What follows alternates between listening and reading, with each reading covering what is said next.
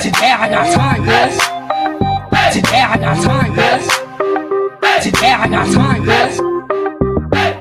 You lucky on that day I was acting cool, cuz. Nigga, what's up? How gangster are you, cuz? I don't fuck with you, cuz you disrespecting me. I don't fuck with you, cuz you disrespecting me. I go hard, cuz. Hey, you guys. I hope you guys are doing good today. Welcome, welcome, welcome. Come on through.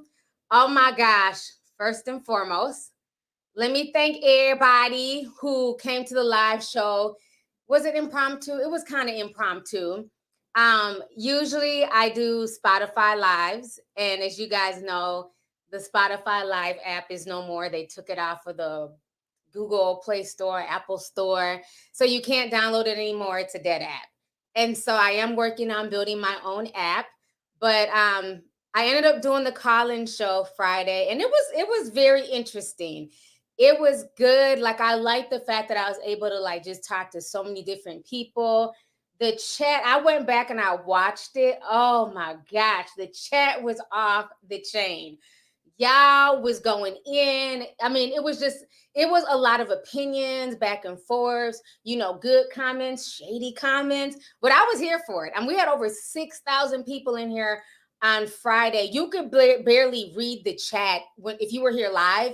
It was just flying. You could barely read the chat. There was so many people in there, but it was a really good discussion. But I will say, for me, I just didn't like all of like the technical stuff. Like, even when you watch the playback, you can kind of see the glitches, the dead air where I couldn't hear. So I don't know if that was like a YouTube issue or a StreamYard issue. But when we did the Spotify live, we didn't, experience a bunch of glitching. The audio was smooth and crisp. Okay. So I don't know. I'm still trying to debate if I'm going to, I do want to do more call-in shows. Like I said, people acted like this was new. It was just new for me to do it on YouTube. I've done like 1 or 2 call-in shows in the past, but they were really small, maybe like 5 people. But like, this was very big for me. But usually I've been doing call-in shows for the past 2 years. So this is not new for me. We just do them on a whole different platform. It's usually on Spotify. And then for people who are like, oh, she changed her theme song. Absolutely not. Okay. Today I got time, cuz that will be a staple of my live stream. That is an inside joke on this channel. You might be new here, but all the OGT sippers who've been here know why I play Today I Got Time, cuz. So the song that I played, that was for the Spotify live show. We're not changing theme songs. I got a theme song for everything on this damn channel, okay? Everything I do comes with a theme song. But the live stream is Today I Got Time, cuz y'all voted on this 2 years ago. Even after, little boy passed away, y'all still wanted to use the theme song. So here we are. Shout out to Reese Beats. He's one of my favorite producers who produced the song. So yeah, man, we will think about doing some more call-in shows. I just hate glitching. I don't like glitching. I don't like feeling like I can't hear when people are calling in. So, maybe it was a one-off because I don't do call-in shows on YouTube. Maybe we can find another app, but I liked it. The vibe was different doing it on YouTube than on Spotify Live. But it was still fun. The only difference was I missed the gifts. Like, the gifts were crazy on Spotify Live, but y'all were not playing with the emojis. Between the tomatoes, the dust balls, the red flag. If y'all have not watched that stream, y'all got to go back. It's a 3-hour stream, but it doesn't even feel like 3 hours. It was 3 hours of good conversation and just folks dragging in the comment section. I'm like, Twitch, no, I don't do Twitch. I don't do Clubhouse. Clubhouse is just Whack 100 has ruined Clubhouse for me. I will never attach my brand to Clubhouse.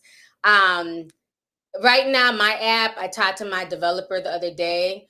We're going to start testing some things out, but it will not be available until, he said, at least July. So we still got a few more months on it, but hopefully we can get it up and running and have it as good as Spotify Live, because that was such a fun app. So I'm so upset that they don't have it. Discord is private. I would never do it on Discord. We have Zoom meetings on Discord. My call-in shows are public, so they're not private shows. These are public. Anybody can call in. many people joined us over the past 2 years and called in with their opinions. So these are public shows. These are not private shows. But yeah, it was good. It was something different. I enjoyed it. So just thank you to everybody who called in, everybody who came through. I appreciate it. Oh, y'all are liking the look. Y'all know I like to switch it up, honey. I'm doing the curly hair today. Thank y'all. So now before we get started, just a few announcements. So we ended up expanding the show. So we were able to get another 10 tickets. So if you weren't able to get your tickets for the ATL show, we got another 10.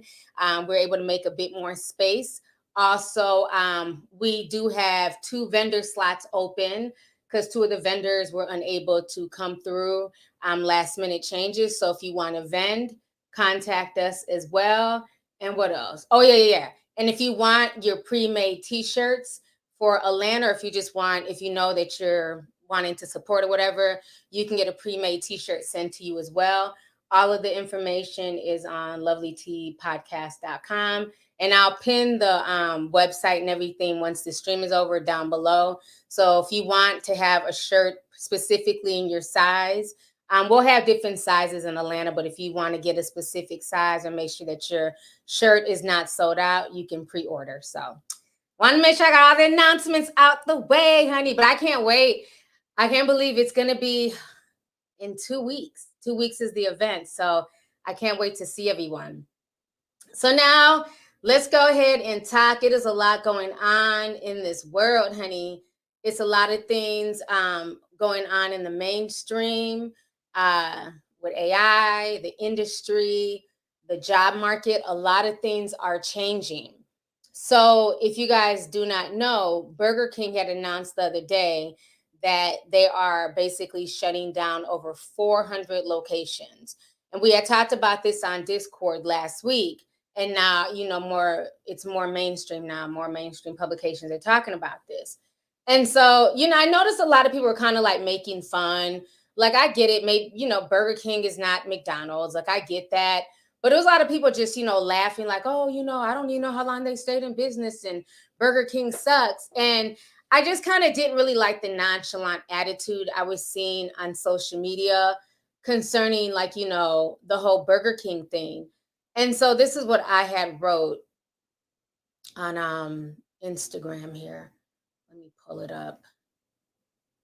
Because I just thought it was very interesting, people's somewhat pompous attitudes when it comes to like fast food and, things they don't like. Okay, so this is what I wrote here. I said, I see a lot of people saying good just because they hate Burger King. Do you realize that these are your friends and neighbors losing their jobs, and you will have more competition in an already stressed out job market?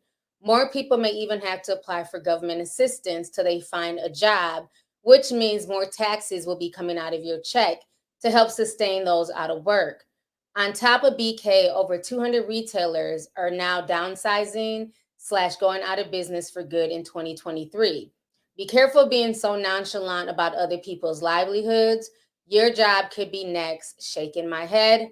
My heart goes out to everyone losing their jobs due to this horrible economic crisis going on.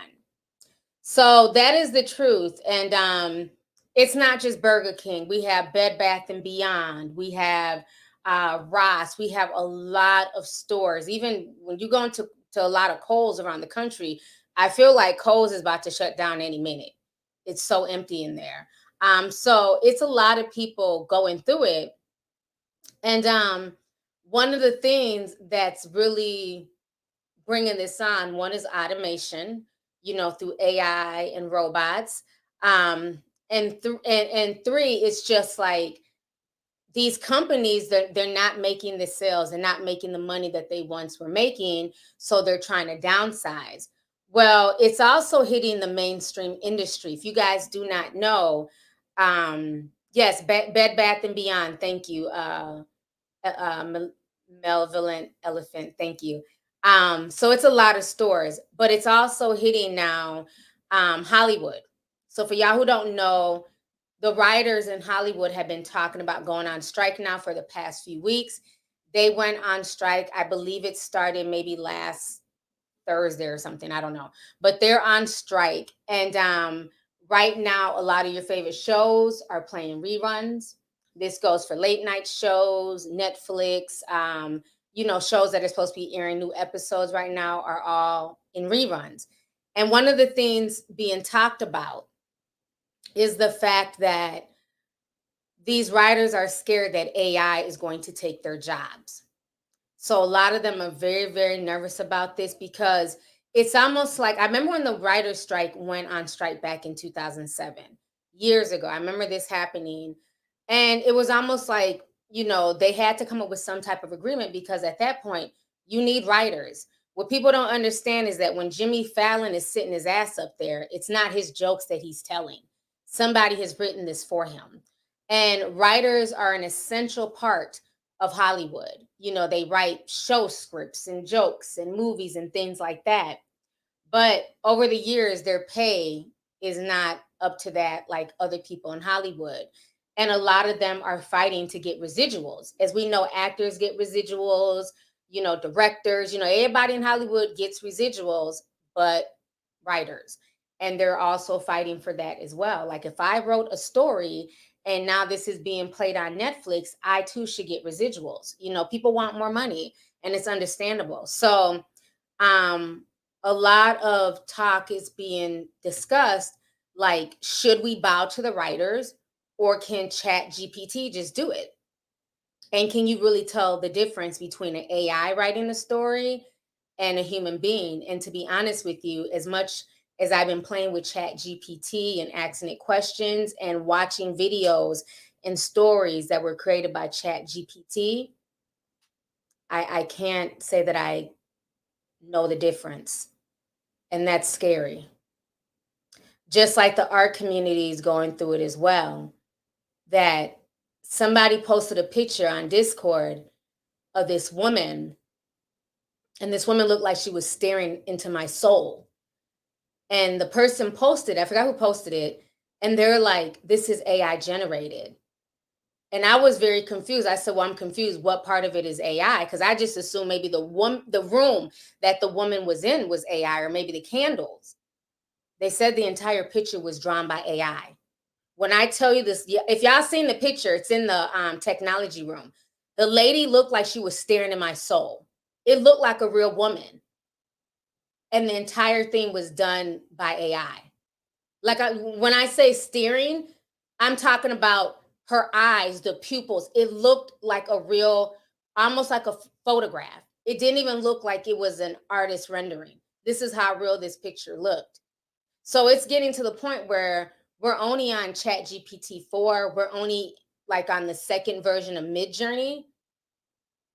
And I'm starting to get confused. So it's very interesting. So I'm going to go ahead and play some videos here.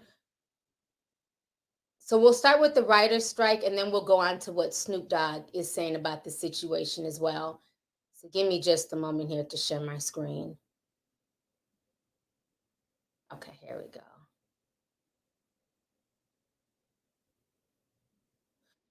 You know what? Hold on. Y'all ain't gonna be able to hear that. Let me just do it all over.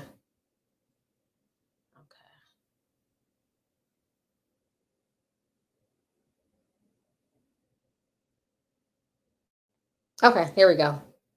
At the WGA strike, writers say they are fighting to make screenwriting a sustainable career once again. Another day on the picket lines means they will not get paid, and the industry continues to lose millions. KTLA's Chris Wolf, live from Paramount Studios in Hollywood. Chris.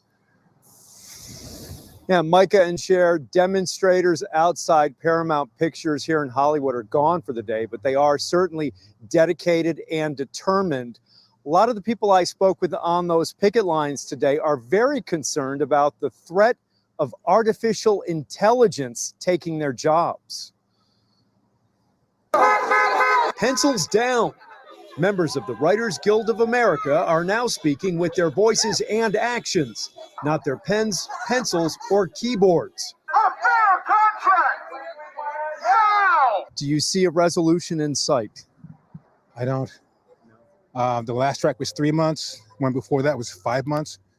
The sides are so far apart, it's going to be a while. On the fourth day of the writers' strike, there is no word of a next round of talks with the major studios to try to resolve the labor dispute. Writers are pitted against the Alliance of Motion Picture and Television Producers, or AMPTP. Companies include Netflix, Paramount, Warner Brothers, Fox, Disney, Comcast, NBC Universal, Apple, and Amazon. Writers are pushing for improvements in compensation and residual payments when shows or movies are rerun, among other measures. I think that the question of AI is so new and it's so complex, and it's going to have such a big effect on so many areas of culture and society. Artificial intelligence is a big one, because if machines start writing the scripts, we're done. Why is it even being used to write scripts now? Can you explain that to me? Well, like any technology, because you can. The AMPTP is firing back, releasing key points of its argument. The Producers Alliance says the first-year general wage increase currently offered is the highest such increase offered to the WGA in more than 25 years.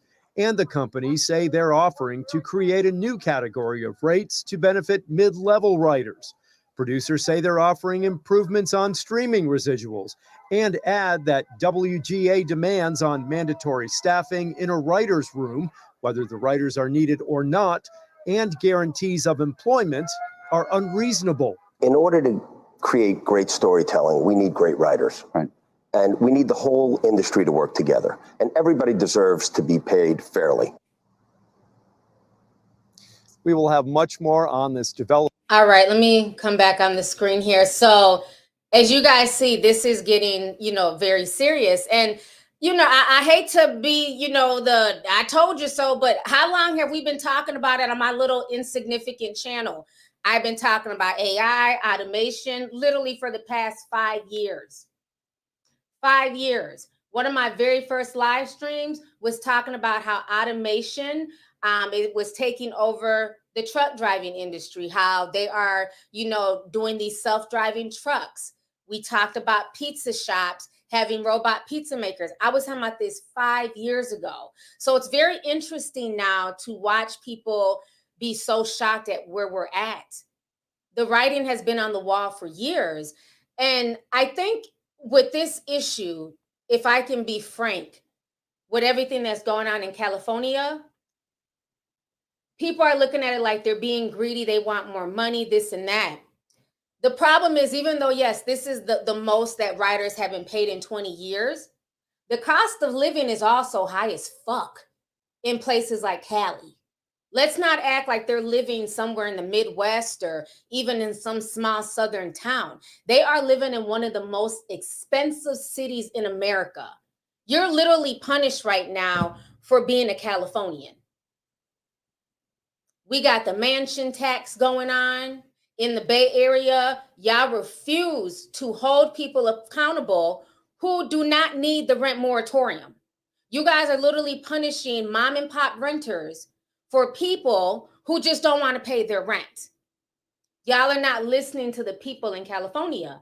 And it's like, if the writers are struggling and these people are employed by Hollywood, how do you think that everyday man and woman just trying to make it day by day in California is feeling? So this is a bigger issue. This is a bigger systemic issue. And they're not looking at it. They're just looking at like, oh, these writers are being greedy. They want to cut into our pay. But these are people who are literally trying to make it day by day, because even if they're getting paid what they deem as decent, the rent is going up. The housing cost is out of control in California. Hence why many people have moved. The great Californian exodus took place in 2020 and still taking place. So it's really sad. It's really sad, all this stuff that's going on. Look at Silicon Valley. So many companies are leaving and they're moving. And now what they're trying to do is punish people. This is something new that came down the pipeline for companies. If you're leaving, they're forcing people to pay a tax to leave.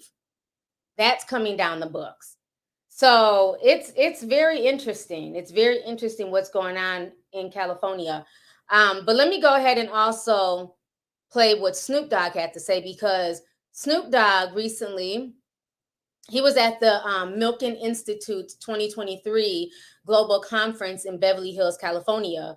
And he was one of the panelists talking, and they were asking Snoop Dogg about streaming. They were asking about AI and, a lot of other things. So it's very interesting to see a lot of these celebs now speaking up on AI and things that are affecting the industry. So let me go ahead and share my screen here.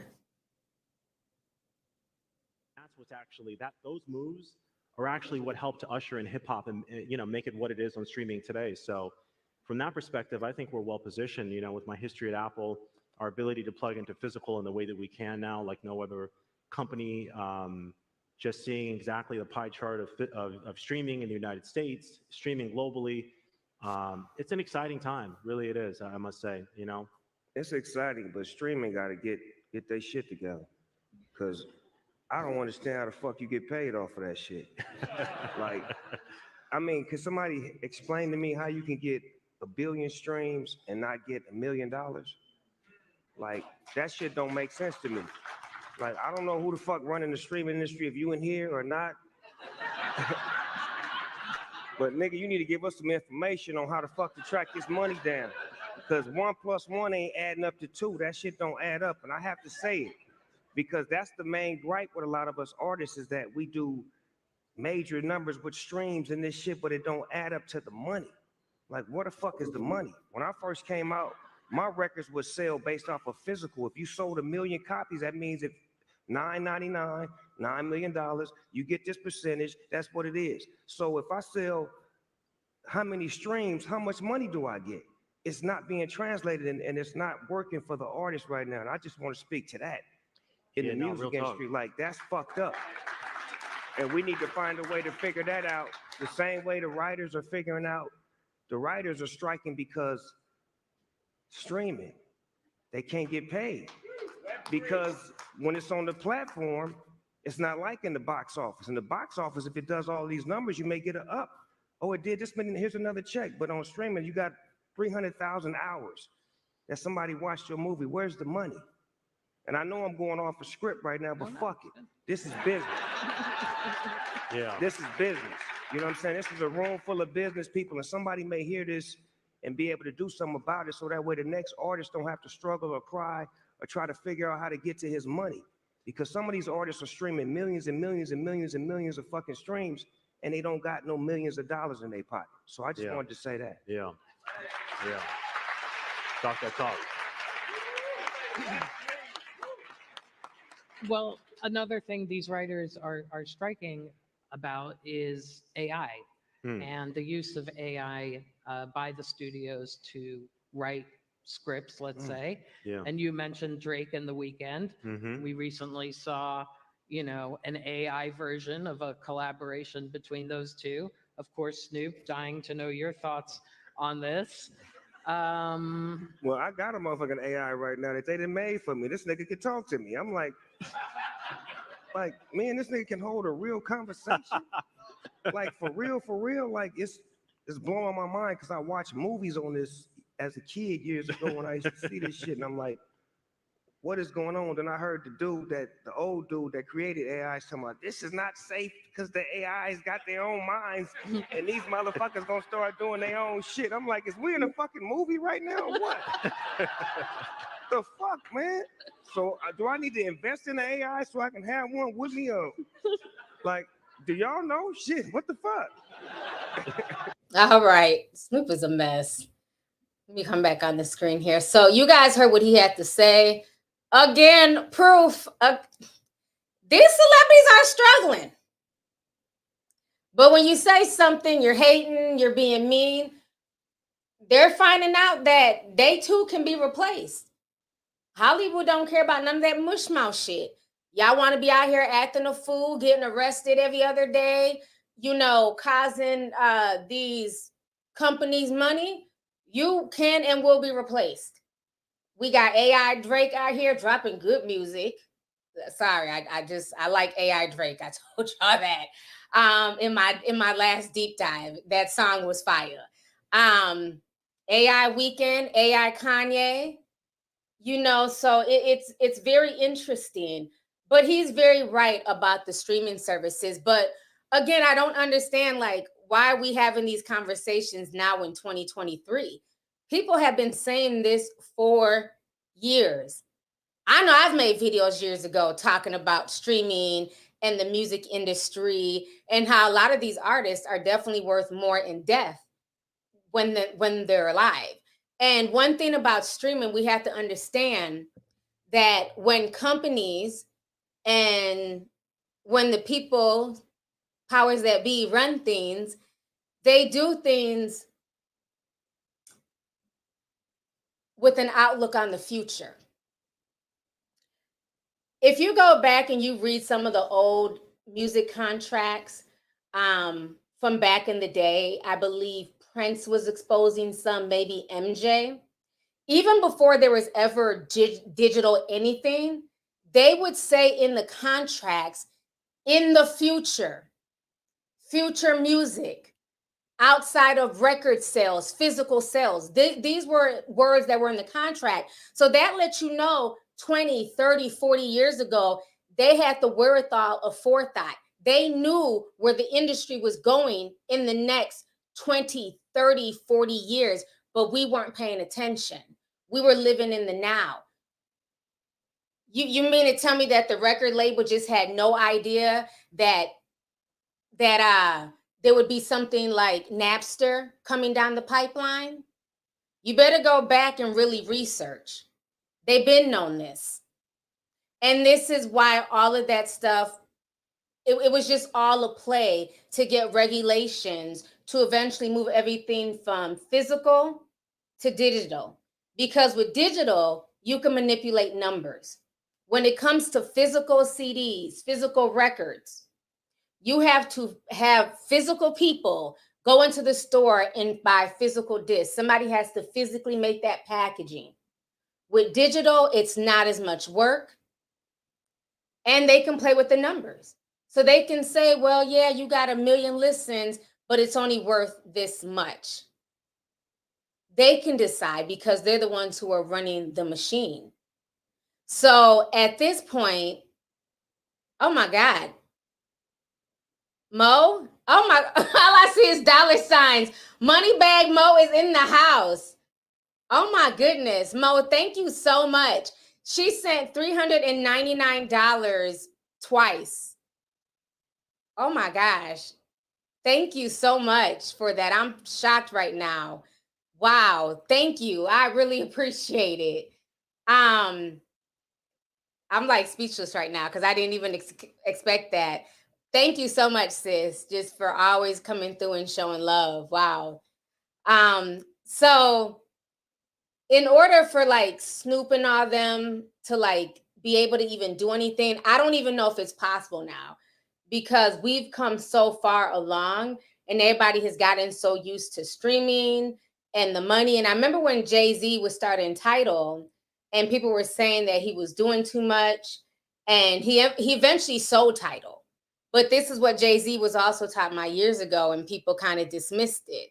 So it's very interesting now to see these conversations being had in 2023 and it's only going to get worse. And I think this is how come you see a lot of artists, you know, doing a little bit of everything, you know, commercials, acting, and, you know, just trying to keep with that lifestyle because the money is really not in the music. It's mainly in the concert and the physical, you know, ticket sales than anything else. So yeah, it's crazy what's going on right now. Let me go ahead and read some of these super chats here. The Miss sent $10, says, beautiful as usual. Thank you for your content. Thank you so much for coming through. Alexandria sent $1.99, says, hey, here she goes. Happy Wednesday. Happy Wednesday to you too. Thanks for coming through. Demonica sent $1.99, says, Lovelyti, you're awesome. Thank you so much. Sweets sent $4.99, says, hey, I hope your week has been well. How can we get access to the Discord if we have already paid? You need to send an email. So if you already paid, send an email because you should have got in last month. So we're not letting in any new people. So if you have proof of payment from last month, they can work with you. So send me an email. So thank you. Let's see here.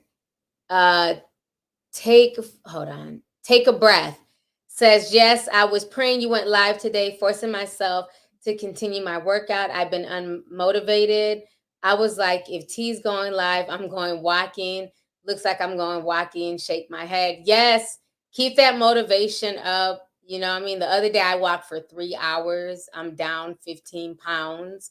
It's taken about 3 months to get there, but I'm going to keep going. I think I got like another 15 or something that I want to lose, but we'll see.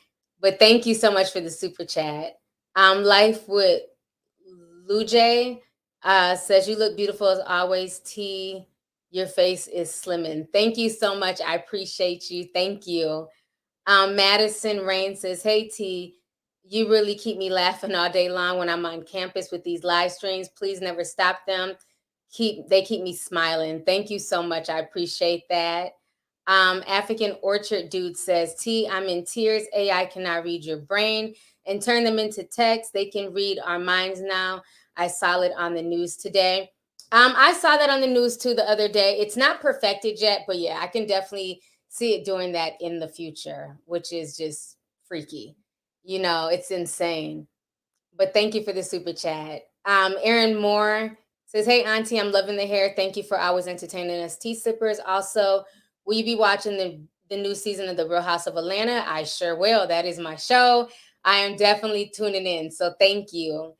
Kay Cecilia said, hey, T, love the look. Tiance, how you doing in my Wendy Williams voice? We need good reporters like you. You've been on their necks for years. Thank you so much. I appreciate it. Thank you. Ronald Harvey says, they also use the word in perpetuity in their contracts for the names and likeness, which means even after they pass, they can still make money off of them. Definitely. That is another word. Thank you so much. That is so true. Yeah, if you go back and look at those old school contracts, they always spoke of digital music in those old school contracts, which is just insane that they knew it was coming down the pipeline. Tiniest Kiwi says, Ola T, Ola Discord gang, Burger King isn't bad. If I want secure fast food meal that tastes good, I'll get an original chicken sandwich with fries and a drink. Thank you so much for the super chat. Appreciate you. Coco Kitty says, later with this broken foot. Thank you for going live. I needed this. Hope you start feeling better. Thanks for coming through. Candace Ferguson says, Little Tea Sipper since 09. Love your videos. Thank you so much. So yeah, man, I appreciate y'all. Moneybag Mo be coming through. Like, thank you so much, sis. So it's a lot, like I said, going on with the whole AI situation, with the Writers Guild, music. I'm sitting here, you know, I'm just here for the ride to see, you know, what else comes down the pipeline. But I think too that a lot of these companies, they're not really tripping as much because they know they have things like Chat GPT, Bing Chat, and other, you know, automation services at their hands. So they're not really tripping if the humans are upset and pitching a fit, you know. So it's going to be very interesting to see if the writers end up getting what they're asking for. So now I want to go ahead and move on to the next topic. We got to talk about this, child. Kim and Kroy Kim was originally on The Real Housewives of Atlanta. She was the only white woman on the show, and she ended up getting into it, everybody. And then she got her own spinoff with her family called Don't Be Tardy for the Party.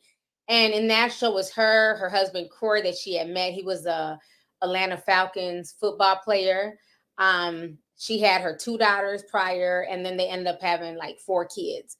And so for years, they flaunted their wealth. All they talked about was their riches and, you know, how they could just afford to buy anything. They lived in this luxurious mansion, and they seemed by all accounts to have, you know, really fun, you know, cool relationship. And then we find out that once again, they're back in foreclosure. They're owing more money. And then we were hit with the bombshell that they are filing for divorce and that the divorce seems to be very, very messy. So this is what TMZ is reporting. Go ahead and share my screen here. Okay. So this is Kim and Kroy. And TMZ is saying this: Kim Zolciak and Kroy Biermann's divorce has the telltale signs. It's already super nasty. With a war brewing over the estranged couple's children and broken finances, we've now obtained Kroy's petition for divorce. He wants sole legal and physical custody of the pair's 4 minor children. That in itself is an aggressive move, essentially cutting his estranged wife out of the child-rearing process. Kim's legal docs have also revealed things are not kumbaya. She's asking for sole physical custody with visitation for Kroy. When the couple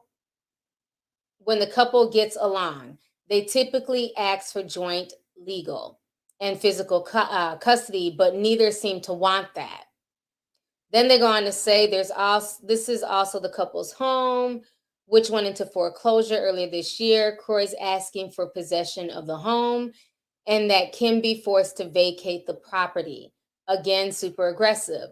TMZ broke the story that Kim and Kroy owe more than $1 million in taxes dating back to 2013.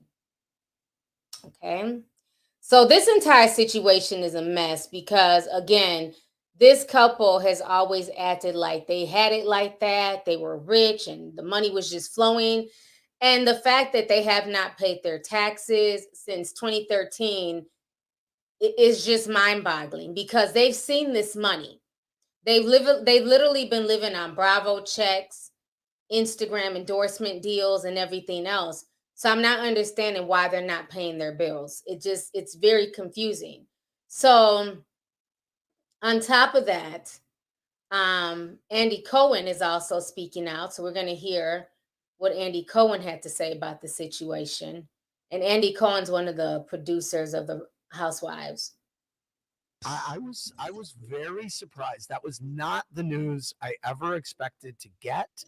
They seemed so much in love and just together. I mean, they were a couple that, yeah, I thought they were in it for the long haul. Very surprised.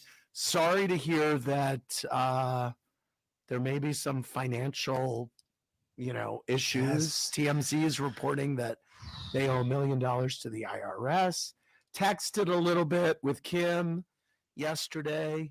Sent my condolences because it's a sad thing. They have kids, and that was just a couple that seemed very much in love. All right. See, I just heard what Andy Cohen had to say. So now I want to go ahead and play Bethany Frankel. She went off. She was super mad about this entire thing. So we're going to go ahead and watch what Bethany. Now, Bethany was one of the original Real Housewives of New York. So long before Ebony was on the show, Bethany was one of the OGs. So this is what she had to say about the foreclosure. And I thought to myself, marriage is hard enough. Bringing other people into your life and highlighting it for years on TV. I did it for a short time and I paid the price. And I took it like a champ when I was scrutinized and, they go with you in when it's happy and everything looks great. And everyone's coming with you when it goes down to the abyss in the shit pit, Slumdog Millionaire style. So they invited us into this life and they've always been people who seem like they're spending more than they have. He's on a football salary. She's on a housewife's salary, and they're spending like the fucking plane's going down. And the thing is, you can't spend more than you make. And it's the old housewives model to get on the show, make no money, spend, logo, car, house, bankruptcy, foreclosure, because you can't fucking keep up. You're writing checks you can't cash. And it's gross. It's like, what's wrong with America? When the whole real estate bubble crashed, that was because people were just financing their houses and the whole thing imploded. And I heard Kim and Kroy owe $1 million each. And it's like, good. Pay the IRS. You got to fucking pay. You want to play? You got to fucking pay. And, you know, all these couples that bring everybody into every single detail like they're perfect, it's a recipe for disaster also. Machine Gun Kelly and Megan, and then he's cheating. And it's Adam Levine and his wife. Everyone gets humbled real quick. So these two, you know, we're so perfect and we're so in love and we have all this money and we're spending and the diamonds and the this and the filters and the kids and everything. And then when the shit goes sideways, you invited us in when it was going good and it looked like a fairy tale or made us believe it was. Well, guess what? We're coming out with you too. So no one's going to fucking respect your privacy at this time because there is no privacy at this time. And I think I get particularly lit when people spend what they don't have. It's like fucking up the whole system. It's like fucking with the IRS. Like you pay your goddamn bills, right? I never spent a goddamn dime until I made money. Like never. I couldn't afford a taxi. I would pray that someone would buy me a drink. Like I never spent a fucking penny. I was terrified. I was on the cover of Forbes and called my business manager to ask if I could buy a handbag the first time. I was always terrified because you don't spend money you don't fucking have. My apartment was furnished by IKEA. When I was on the Housewives of New York, I didn't have it, so I didn't pretend I had it. Fucking hate all show and no go. I hate fronting and stunting. Pay your fucking bills. That's all I have to say. Pay your fucking bills.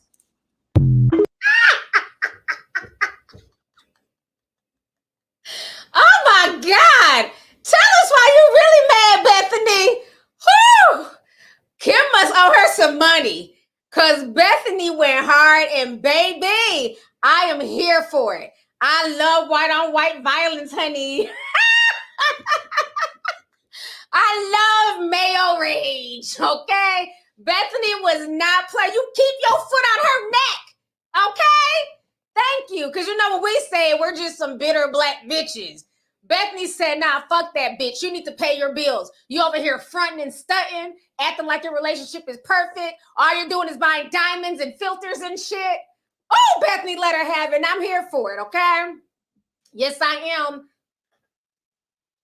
And before y'all say, oh, Bethany's a hater. No, she's not. I'm going to say this about Bethany. Bethany was one of the first women on The Real Housewives who said, you know what? Fuck this TV shit. People know who I am. People are running to me up on the street. How can I monetize this for myself? That lady started her own Skinny Girl brand from the ground up. She remember Skinny Girl martinis and drinks and all that shit. She had her shit in Walmart. She had Skinny Girl chips. Bethany was making a bag for herself. She didn't just rest on reality television. She started that line. So much so, hating ass Andy, okay, got to keep it real. He put a clause in place after Bethany because she became a multi-millionaire from that brand. So then Bravo put in a new clause that if you're going to promote your brand on their show, they get a cut. Okay? They get a cut of that. Because they feel like, well, we're giving you a platform. You can't just be promoting. We don't get no money. So Bethany got that money before everybody else. Now all these new housewives trying to sell wigs and shoes and clothes and all that. Bravo gets a cut of all of that. Bethany was the OG. Instead of, well, Candy Ben had her own money. You can't compare Candy to Bethany. We're not gonna, don't diminish that black woman. Candy Ben doing her own thing. Candy Ben a savage, you know what I'm saying? A very a boss, honey, from day one. Candy's gonna be fine with or without the Real Housewives. So we're not gonna do that. We're not gonna compare Candy to Bethany. Bethany was struggling, you know what I'm saying? Faking it till she made it. Candy had it. Okay, Candy is a very savvy businesswoman. So we're not even gonna put Candy in that category because Candy's gonna be about her bag regardless. Okay, so we're not gonna do that. Candy Ben had her business shit together. What I'm saying is that the difference is that Bethany came in, you know, just having to kind of fake it till you make it, but she didn't rest in the fact that I'm on television and people know me. She ran and started building a brand. It wasn't until after Bethany did that, then you started seeing all the other women running to go do that, but now they got to give Andy Cohen a check, okay? Candy Ben had her own, so Candy's going to be good regardless. But I like Bethany because Bethany has always kept it real. Kim has lived in this facade of a life and has been very arrogant about it. And I think because I watched the show, and I told you I made no qualms about this. I watched Don't Be Tardy for the Party. That was my show. You know, I liked her little badass kids, man. Her kids would be cussing everybody out and fighting and everything else. Kim didn't give a damn. She put it all on television. But I noticed, I can see Kroy fighting for those kids, because what I noticed is that Kim allows them kids to kind of just do whatever. And Kroy came in with the structure. You know, Kroy's from like Montana, you know what I'm saying? Down home, I don't know, Western boy, whatever. But he grew up with structure. And Kim's girls, they kind of were able to do whatever they wanted. They loved playing the ditzy role. And he was always trying to instill in them value, working hard for things, not just giving them stuff because they had it. Where Kim felt like, well, if they want it, they can have it. We have money. And I think Kroy wants the younger 4 kids to have more structure, because Kim lets the younger ones just do whatever. Like I said, they stay cussing every 5 minutes. My fucking foot. I'm like, not the 6-year-old talking about his effing foot. You know, like the kids were just off the chain. They were funny. You know, they were mimicking their mama. But I think this is why Kroy is wanting full custody, because he wants to raise those kids with more structure. Because Kim kind of let them run wild and do whatever, talk however, you know. But the show, you know, the show was funny. But I'm not shocked. And I recently found out that Ariana was arrested for a DUI. So it seems like the girls are just kind of out here just doing whatever. And, you know, Kim needs to get it together. For so long, she flossed this lifestyle. And to find out, like, I see why Bethany's upset. Like, you literally would sit here and talk down to like working class people and, oh, you know, I have this and I have that. And, oh, my wigs cost this and my clothes cost that. And to find out that you weren't paying your bills, it doesn't make any sense. I don't even understand how that works, because literally everything you get, you're supposed to put aside 30 to 35% for the IRS. Look, I don't understand like how once people get to a certain level, they just feel like those rules don't apply to them. There's no such thing as free money. Even every super chat gets accounted for. So I don't understand how like you got all this money coming in from Bravo, endorsement deals. Kroy got money coming in, and nobody's paying anything. Just haven't paid a bill since 2013. How is that even possible? It just does not make any sense. So at that point, when you're just not paying, I'm getting scamming vibes, because the average person cannot just not pay their tax bill. They will freeze your account. Play with the IRS if you want to. Decide this year you don't feel like paying. I'm going to pull a Kim and Kroy and paying shit. I'm about to take all this money and go on vacation, buy a car, live my best life. See if they don't freeze your account within 6 months to a year as a regular person. Let you owe them $2,000 and watch them freeze your shit. You will be on the phone crying with the IRS customer service rep. Okay? It's the white privilege for me.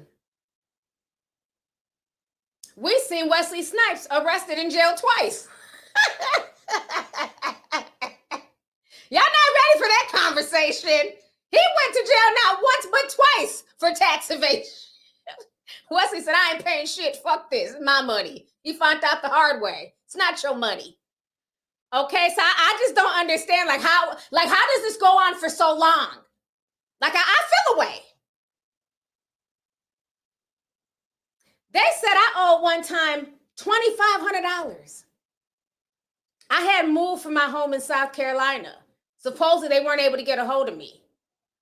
But somehow they weren't able to get a hold of me to pay this $2,500. But found me enough to freeze my account. And I thank God that day. And you know, the mama always says you have a spirit of discernment. When I got off work, I was working my regular IT job.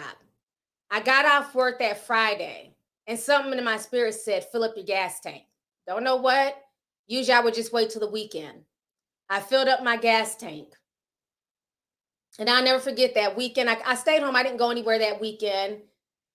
And I went to the grocery store.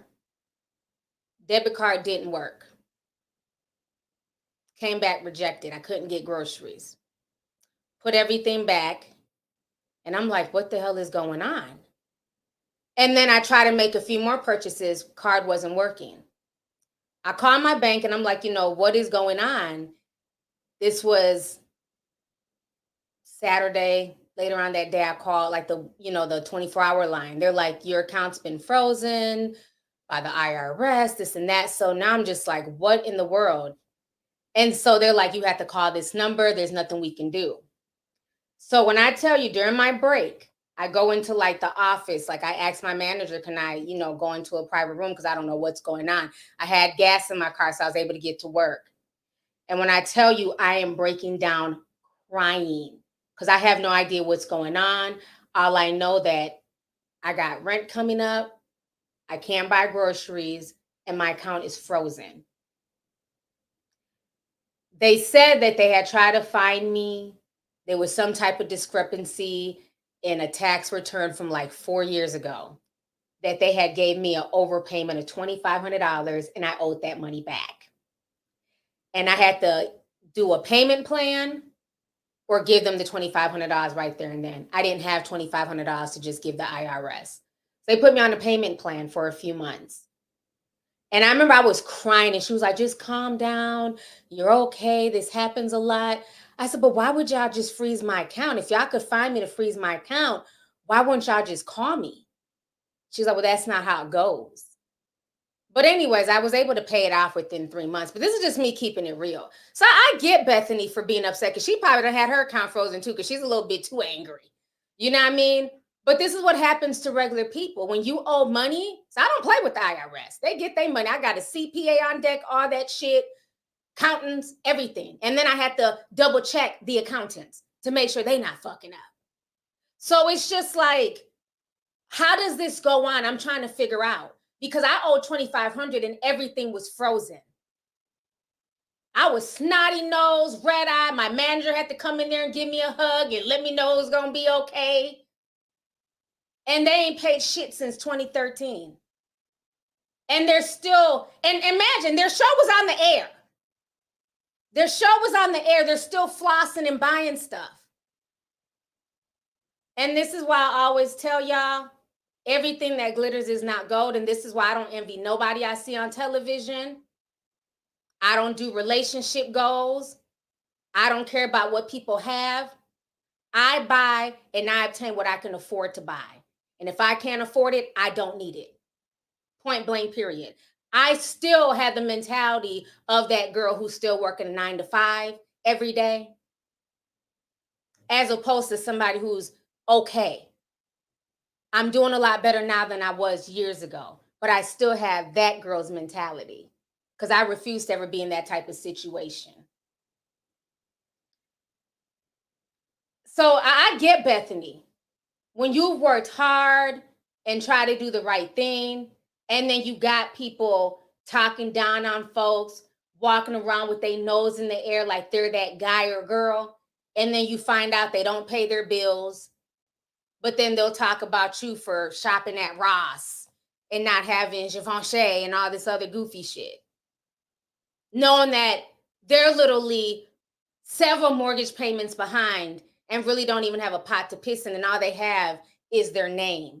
Just like when I go back, I always talk about that Titanic movie with Rose Dubois, whatever the hell her name was, and her mama. How her mama was saying, all your daddy left us with was a good name and a bunch of debt. And this is what you're seeing with a lot of these celebrities. That's why I say you don't envy none of these people. Influencers too. You don't know what is going on behind the scenes. But I always find it funny when these stories come out that these folks owe millions of dollars and somehow their accounts are not frozen. They could have froze them when she owed $10,000. I got froze for $2,500.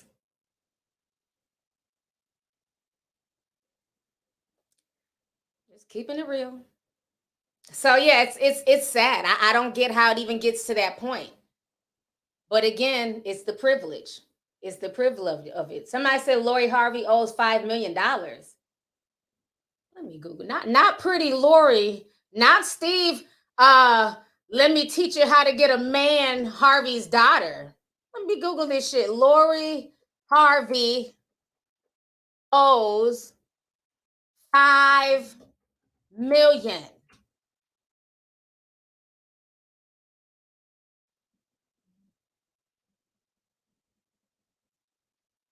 Where y'all get this stuff? I'm not seeing that. I'm seeing her net worth. How's her net worth 43 million? That don't sound right. That got to be Steve Harvey's net worth. I know she ain't worth no 43 million. Where y'all getting that she owes money? Because a few people were saying Lori Harvey don't pay her bills. Don't y'all be hating on that girl. Look at y'all trying. I put it in. Lori Harvey owes $5 million. Nothing came up. Now, if I put in Kim and Kroy, they shit gonna come up. They said she got a car collection. Let me look and see.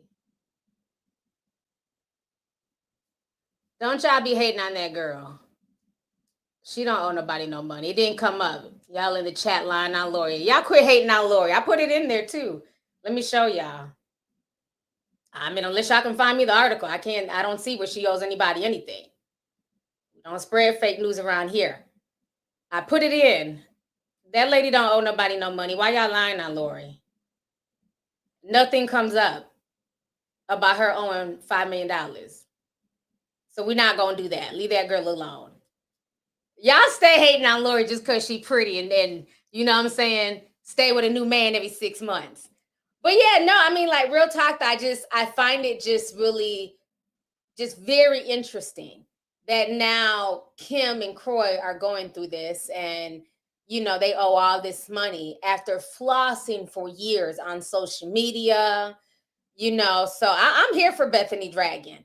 You know, people talking about, oh, Bethany needs to mind her business. Bethany's messy.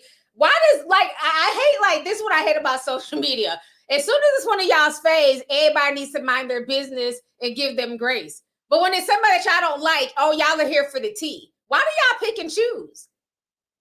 Y'all are commenting too, so who cares? Let Bethany have her opinion. Bethany had every right to go off on them because that's how they've been living their life for the past 10 years. It's a bunch of fraudulent activity and bullshit. So I'm not mad at Bethany. Bethany told the truth. She told the truth. And I'm here for it. Somebody says Beyonce owes money. Let me put in Beyonce owes money. Beyonce. I think I did hear about her owing money, but let me see. Oh shit! As soon as I put in wait, look! As soon as I put in look what comes up under Beyonce. I didn't put in the whole title. All I put in was and they came out with owes back taxes. Notice a deficiency is reported by Forbes. Says Beyonce owes $800,000 for 2018, along with 161 in penalties. They claim she's responsible for 1.4 million in 2019, an additional 200,000. What in the world is going on here? Beyonce is fighting back after IRS claims. Let's see what she done fought back and said, child. What? Yeah, I'm going to continue without supporting. Give me the story. What is she fighting back saying?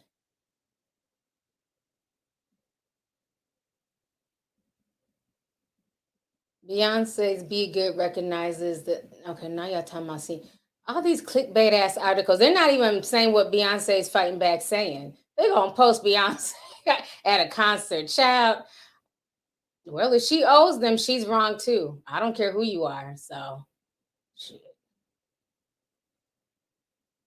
All right, well, moving on. Moving on. They said Queen Bee out here fighting the IRS, child. It's a lot of damn money. Yeah, I don't get it. So maybe that's why she's, you know, They said she's appealing. I would appeal that shit too. Maybe that's why them concert tickets are so high. They said she coming to Minneapolis. So I said, okay, well, let me see, what she's charging for concert tickets. And the nosebleed section was like $126. I said, okay. Well, what about, if I get closer towards the floor? Shit.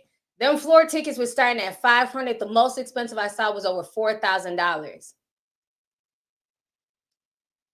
Either I won't go or I will be in the nosebleeds. I'm not giving $4,000 to Beyonce at all. Somebody says, T, do you smoke? No, I've never smoked a day in my life. That's never been my thing.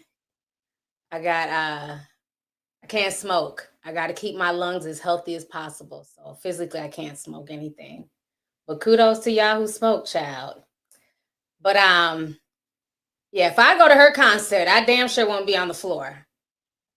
Just keeping it real. I'm not wasting my money. I got bills. I got, finishing up this house. Beyonce can't get my money this year. She got my money a few years ago, but it damn sure wasn't $4,000. So I'll see.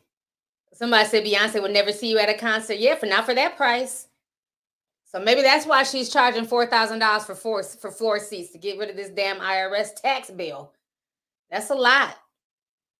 So let me see here. How long I've been out here? Oh, I've been out here an hour already, child. Time is flying. Let me read some of these super chats. Let's see here.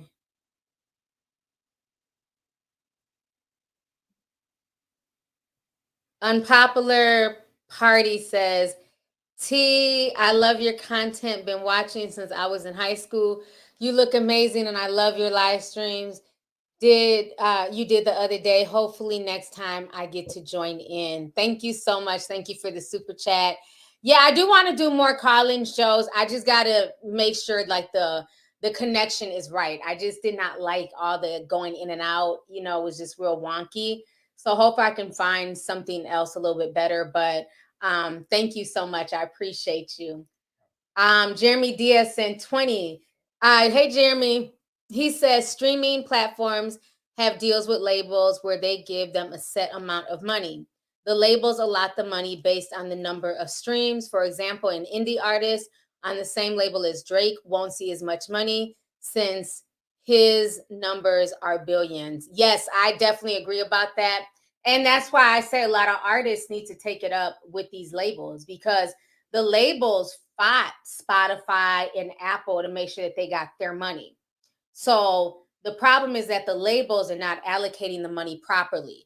They're using the money to push their big mainstream artists like Drake and Taylor Swift and so many others. So if you're indie or somebody who's not as popular, they're not going to put as much money into you, because they know that they can't guarantee a return on your music. Whereas they know with Drake, regardless of what he drops, people are going to go stream him, so there's a lot of rules, to this whole music industry game, but people have been talking about this for years. So they should have did something about this. I don't know why they're waiting now to complain when it's been so many artists talking about the unfair pay scale, including Taylor Swift and many others. But, they've always been told, well, it is what it is. So I think with AI, unfortunately, for a lot of these artists, if they keep giving the music labels a headache, they'll just be replaced. It's just as simple as that. And I think with a lot of the fans, they don't really care. They don't care one way or another. I thought I would care a lot. I mean, unless it's like somebody that I really, really like. I like AI Drake. I think AI Drake's music is bomb. I don't, sorry, Drake. I like Drake, but AI Drake, like, he's fire. I don't even know who he is. So again, if the music is good, the beat is good, the lyrics are good. Yeah, y'all know these fans ain't loyal. These hoes ain't loyal. I've always said this. If I leave tomorrow, you'll have a few people sad, but they'll move on to the next fucking YouTuber. So, I mean, people are just not loyal. It is what it is. They just move on to the next one. Somebody said AI RZA. They better not be an AI RZA. Child. Let's see here. Mucha Dinera sent $9.99, says, sending you continuous love and blessings, big sis. You're one of the great leaders that's making a difference in our lives and communities. Thank you so much. I appreciate you. Thank you for the love and the super chat. Let's see here. Uno TV says, pay your bill, sweetie. Love you, T. Yes, definitely. Like I said, there's different rules, you know, for certain celebrities versus regular people, unfortunately. Let's see here. Rebecca Morris says, hey, T, I know you're not talking about Jamie yet, but have you heard about the movie coming out on Netflix with Jamie called They Cloned Tyrone? No, I have not heard of that movie yet. That is creepy. They cloned Tyrone. That sounds like a conspiracy in the making, child. Let me go ahead and Google They Cloned Tyrone. I hadn't heard of that.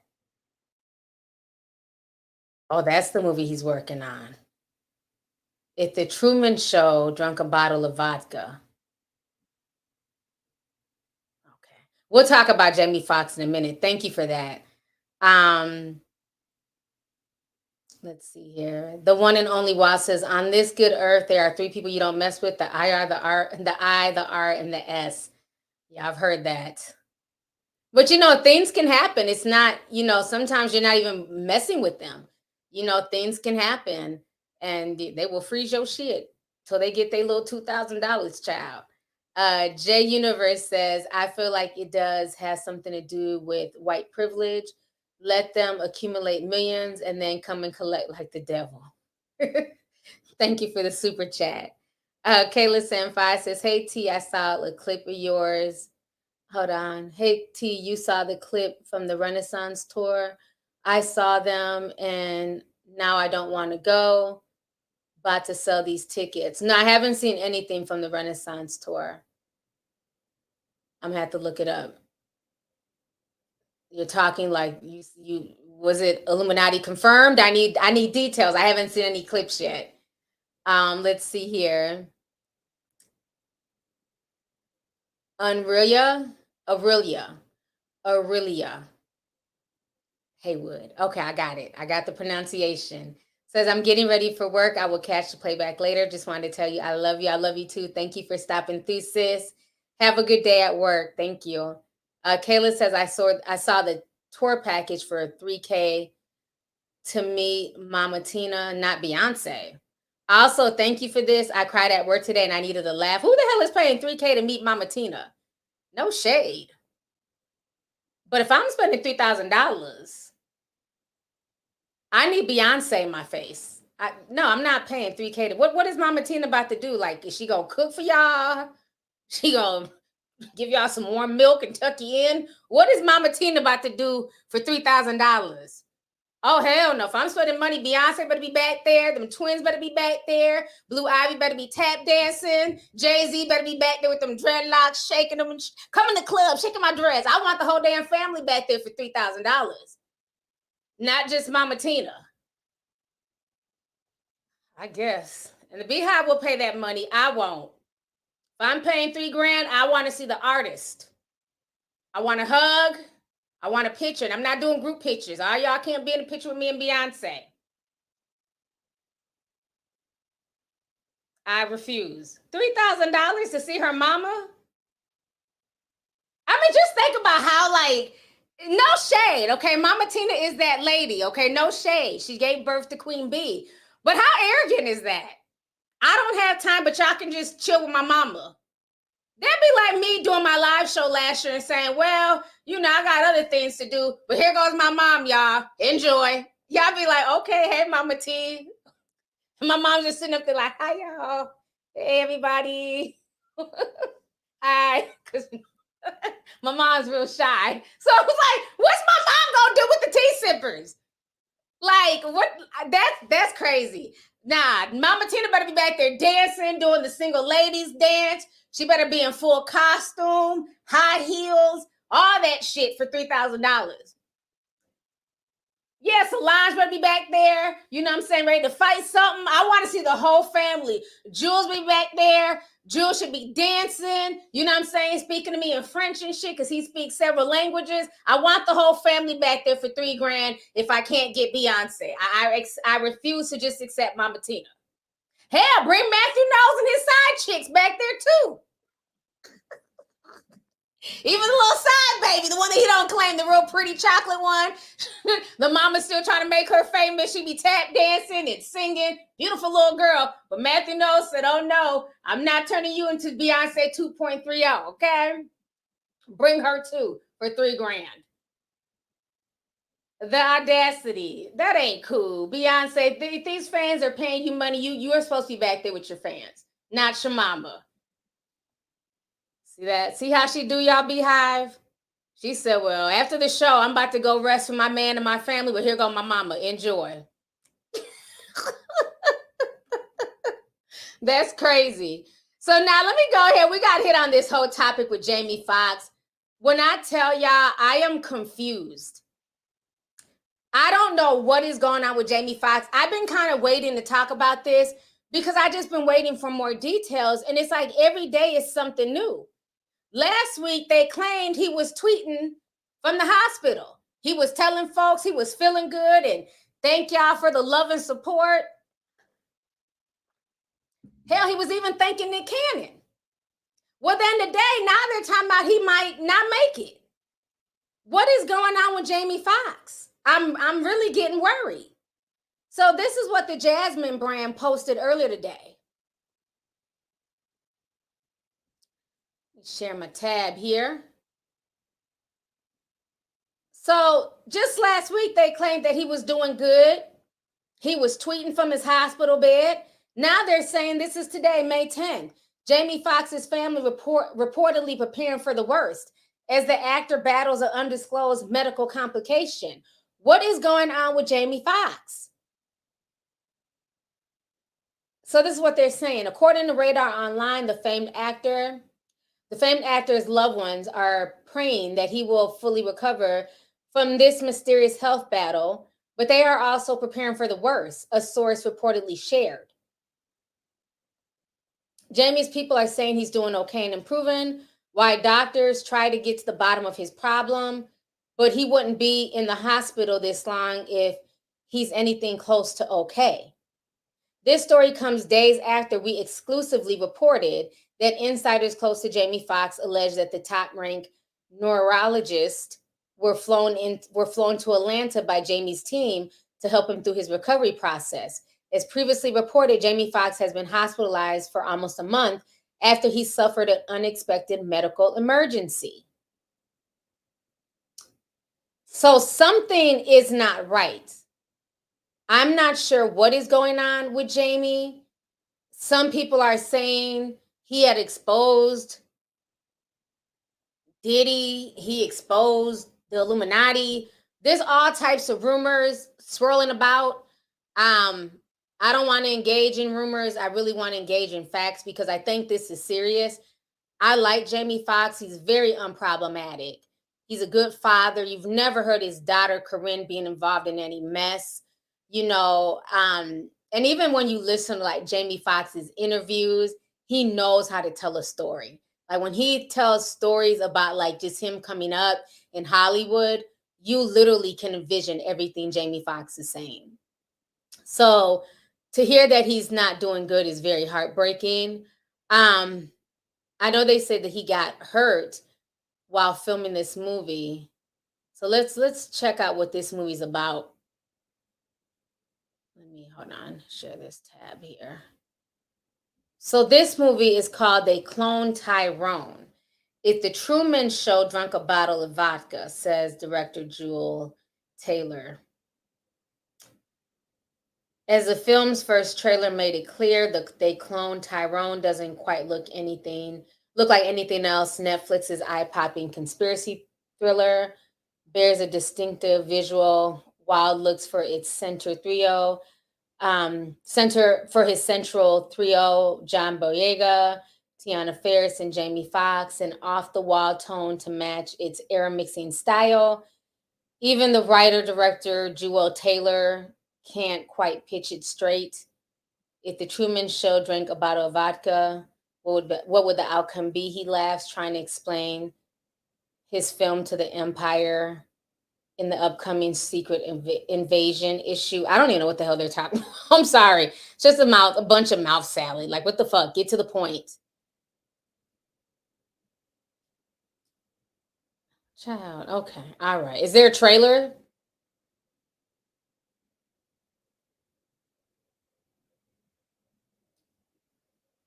I don't know if we can play it.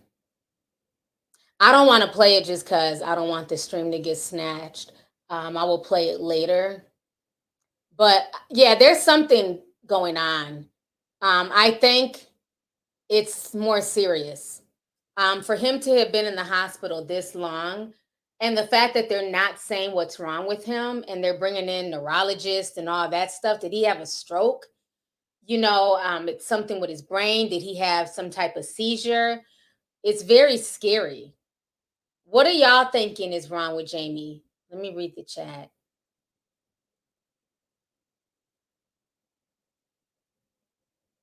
That's the wrong movie?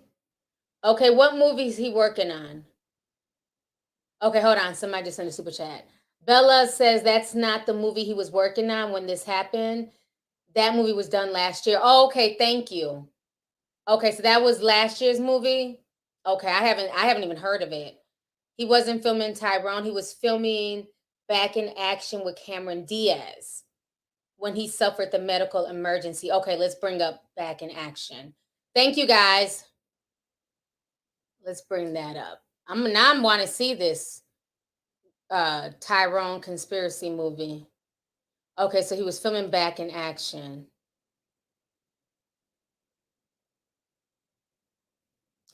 Now, okay, look, it looks like somebody said something a day ago. Okay, let's see. Let me share this tab. Looks like ET is talking about it.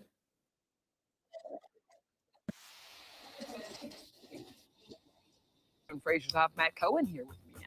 Yes, we will get to that, but we start with growing concern and support for Jamie Foxx. This as production on his upcoming movie with Cameron Diaz goes on without him. Foxx suffered a mysterious medical emergency 7 days ago and was rushed to an Atlanta area hospital where he remains. This morning, a source told ET Jamie is doing okay, thankfully. He's recovering and has been surrounded by his family. Jamie is reportedly undergoing medical tests to determine what happened. Okay, so this is an old, because they said 7 days ago, so this is an old article. So, because it's been well into a month. So I was hoping it was something newer, but that's old. Let me see if I can find anything newer, because all we're getting is stuff from Jasmine brand. I mean, no hate, no shade. I think they report a lot of, good stuff, but like, I'm not seeing any like other updates besides, somebody hit up the blogs. I'm thinking it may have been a stroke. That's really what I'm thinking at this point. But I'm really disturbed because, like I said last week, they made it seem like somebody took to his Instagram page and was posting on his behalf. Okay, now here goes an update from 2 days ago. I don't know. It's just really disturbing. Let's watch this. This one is from 2 days ago. So let's see what they're saying from 2 days ago. Actor Jamie Foxx remains in a hospital this afternoon following what is described publicly and simply as a medical complication. The details of last month's health scare remains a mystery, but the encouraging news is his condition is no longer life-threatening. ABC's Eva Pilgrim has the story. People close to actor Jamie Foxx giving an update on his mysterious hospitalization. A source telling People magazine they were told the Ray star, I might be blind, but I ain't stupid, who is recovering in a hospital from an undisclosed medical emergency last month, is stable and not in a life-threatening situation now. That person also saying doctors are doing more tests and want to be completely sure that he will be okay before allowing him to be discharged, and that the Oscar winner has been advised to keep his stress level down once he leaves the hospital. Sources do tell people that they want to make sure that he is perfectly stable when they do eventually release him. But unfortunately, we still don't know exactly when that will be. This update coming just days after this message was posted on Fox's Instagram account saying, "Appreciate all the love, feeling blessed." Before being hospitalized, the 55-year-old was most recently seen filming in Atlanta with co-star Cameron Diaz on the set of Netflix's upcoming film Back in Action. The Fox insider telling People what happened to him medically is serious enough to keep him in the hospital, but adding the hospital is the last place Jamie wants to be, saying he has a lot of projects going on. He gets things done. He is focused and astute. We've heard from some friends in his inner circle that he is recovering well, and they all do hope for the best, and they do think that he will come out of this sooner rather than later. Okay, so this was 2 days ago. Let me come back on the screen. So this is what's confused me. So 2 days ago, they're saying that he's okay, he's coming out of it. But then today, that's not what the Jasmine brand is reporting. And I just read that to you guys earlier, that they're saying that, you know, the complications are getting worse. Once again, this is what's being reported today. So I have no idea what's going on with Jamie Foxx at this point. I think all we can really do is just pray for him. And I just hope he comes out of this and he's the same, because, and you know, again, I don't know what's wrong. I don't know if he had a stroke, if, you know, an aneurysm, but anything dealing with the brain is serious. And especially a stroke. Sometimes you're unable to walk. Sometimes after a stroke, you are never the same person as you were before. So, you know, I just pray that he gets better, because it's very frightening. But it just shows you that, you know, at the end of the day, you know, we're all human. It does not matter your status in society, how much money you have in the bank, all of that stuff. The most blessed thing you can have is your health. Because when it's said and done, if you don't have your health, you have nothing.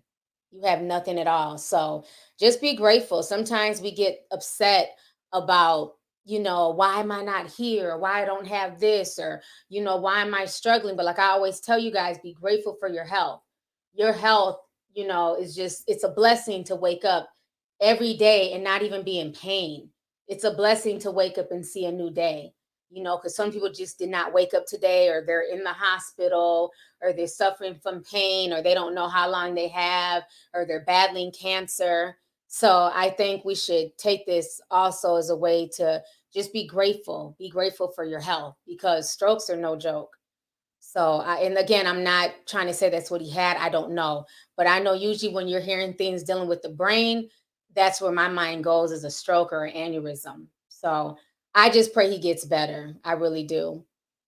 So we have over 9,000 people in here. Thank y'all for coming through. Please hit the like button if you guys are enjoying this stream. So before I go, I also want to talk about, good God, child, Blueface and Chrisean. I want to hit on them. Let me read some of these super chats here. TJ says, hopefully Kim has Big Daddy on the main line and maybe he can pay it all off. Big Papa, I remember that when she was dating Big Papa. Thank you for the super chat. Bonzilla Arcade says, AI Lovelyti, I'm here for it. Can't no AI ever replace me. I am the one and the only. I'm the original, okay? They can try, but they would never be like the original. But thank you for the super chat. Let's see here. Food Goddess sent $11 in Canadian money. Says, as a fraud agent, I laugh when people cuss me out for their accounts. For their account people frozen by the government. Why didn't the bank stop them? That's fraud. I'm giving $1,100 a month and you don't want to pay too.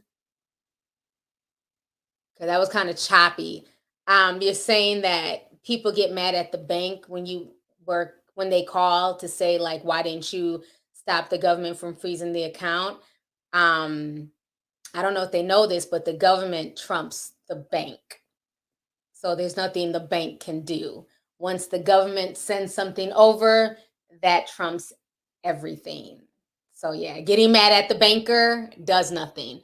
All they can do is give you a 1-800 number to call the IRS, and then you guys figure it out from there. So yeah. So thank you for the super chat. Hope I explained that. I'm assuming you might be French Canadian, hence it's kind of broken English, but I get what you're saying. So thank you. Yeah, you can't be mad at the bankers. Like, they have nothing to do with that. They're just doing their job.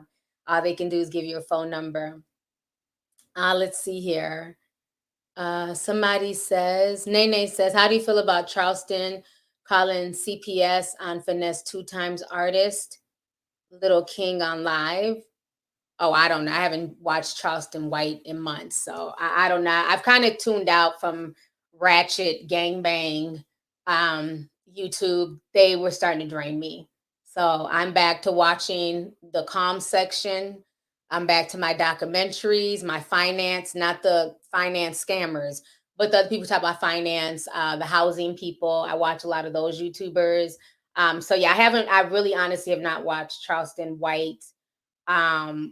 Who's the Asian dude? China Mac, Whack 100. I haven't watched them in a while. The most recent thing I had to watch of Whack was him talking about Chris Brown. So yeah, they just kind of get toxic. I can only take them in doses. So maybe I'll look for it after this stream, but I have no idea why he called CPS. I don't know the backstory, so I don't want to speak on it. But yeah, so thank you.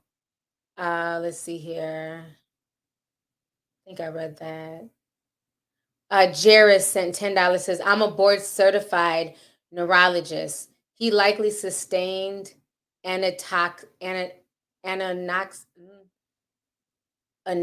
don't know how to pronounce that word, anoxic brain injury or hemorrhaging stroke. You know, you got to write that in just regular, you write medical terms and stuff. I don't know that shit. Okay, so I got stroke and brain injury. He may have poor neurological recovery. Okay. Well, from the words of a neurologist, maybe that's what happened. You know, I don't know. Once again, all I can do is keep him in prayer, child. You came through with the medical terminology. I tried my best. I'm not a doctor. Let's see here. Rebecca says, when things all of a sudden cannot be explained, it's highly likely, it's high likelihood of witchcraft. That's interesting too.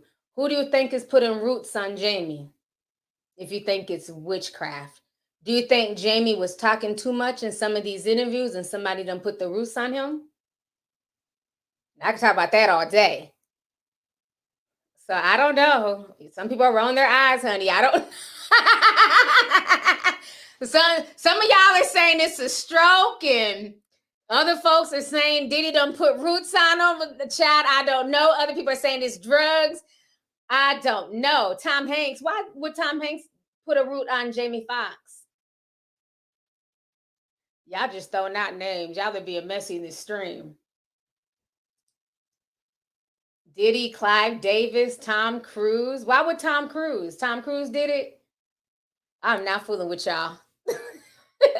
Something is going on. Okay, so I want to go ahead and talk about this last story because I've been on here for an hour and 27 minutes. So I want to talk about Chrisean and Blueface a little bit more. They're still going through a bunch of drama today. It's a mess. But I think there's some important lessons for young girls that I want to point out. Let me see if he's tweeted anything since. Okay. Not since 7 hours ago. So they were still going back and forth this morning. So we're going to start with this video of Blueface saying that Chrisean makes the roof of his mouth itch. Let's go ahead and watch this.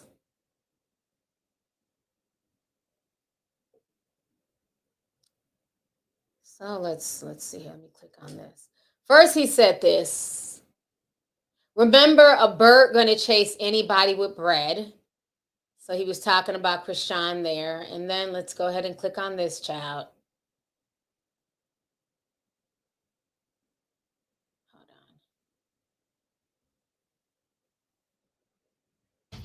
Hate this bitch, cuz bitch make the roof of my mouth itch. Hate this bitch, cuz bitch make the roof of my mouth itch. Hate this bitch, cuz bitch make the roof of my mouth itch. The bitch unplugged the Wi-Fi thinking the smoke detector was gonna turn off. Oh my god. Bitch, you unplugged the Wi-Fi, cat? The bitch unplugged the Wi-Fi thinking the smoke detector was gonna turn off. Oh my god. Bitch, you unplugged the Wi-Fi, cat? And of course, you know, his fans are laughing and you know, he's the funniest guy on social media. So now let's go to her page. Well, actually, let's go to his Instagram page. Let me share this. This is his Instagram page. Some of this is music, so I can't play it. I guess he's starting a new restaurant, so people are lighting him up in the comments. Blues, Fish, and Soul. I wouldn't eat there. The way they keep their house, laundry piled up, I can only imagine what the restaurant looks like. So they're cussing him out in the comments here. You know, people going hard for Chrisean.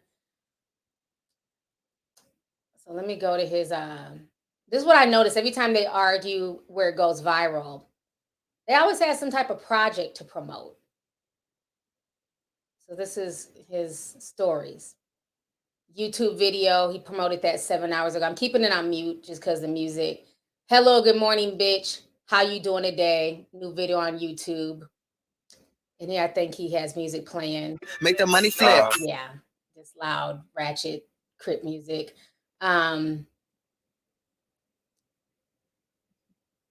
Here he's bragging about Doing it. Woke up this morning thinking about what I'm gonna drive today. GT. Yeah, still can't rap on beat. Showing off his latest jewelry piece. This was 2 hours ago. So now we're going to go ahead and visit her page. So this is her page. And I follow her. So she pops up on my timeline. She was promoting new music as well. We can't play her music here, but she's promoting new music.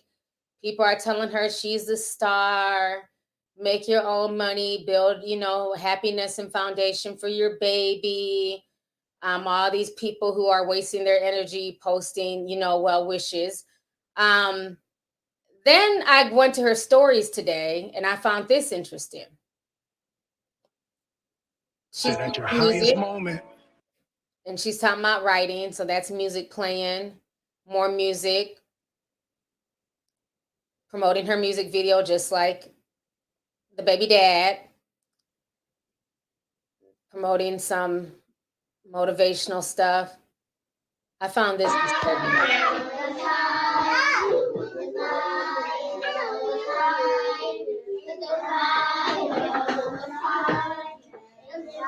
Are y'all seriously singing It's a Vibe all the time?